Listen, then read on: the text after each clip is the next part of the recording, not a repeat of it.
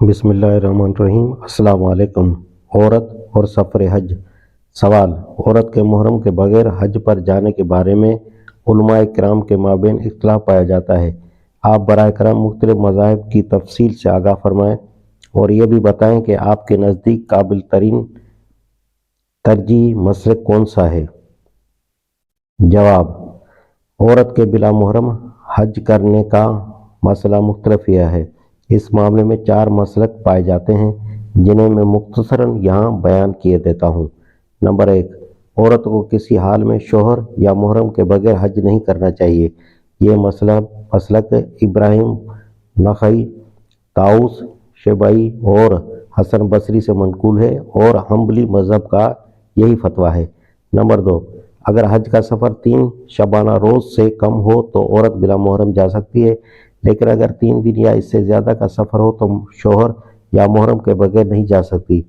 امام ابو حنیفہ اور سفیان ثوری کا یہی مذہب ہے۔ نمبر 3: جو عورت شوہر یا محرم نہ رکھتی ہو وہ ایسے لوگوں کے ساتھ جا سکتی ہے جن کی اخلاقی حالت قابل اطمینان ہو۔ یہ ابن سیرین، عطا، زہری، قتادہ اور اوزاعی کا مسلک ہے اور امام مالک اور امام شافعی کا بھی یہی مذہب ہے۔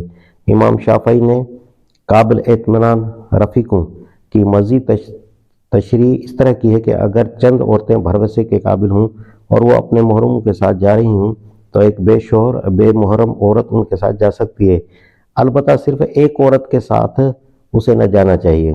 نمبر 4: ان سب کے خلاف ابن حزم ظاہری کا مسلک یہ ہے کہ بے محرم عورت کو تنہائی حج کے لیے جانا چاہیے۔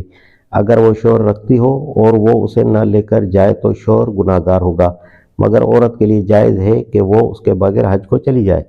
میں ان 4 مسالک میں سے تیسرے مسلک کو ترجیح دیتا ہوں کیونکہ اس میں ایک دینی فریضے کو ادا کرنے کی گنجائش بھی ہے اور اس فتنے کا احتمال بھی نہیں ہے جس کی وجہ سے حدیث میں عورت کے بلا محرم سفر کرنے کو منع کیا گیا ہے۔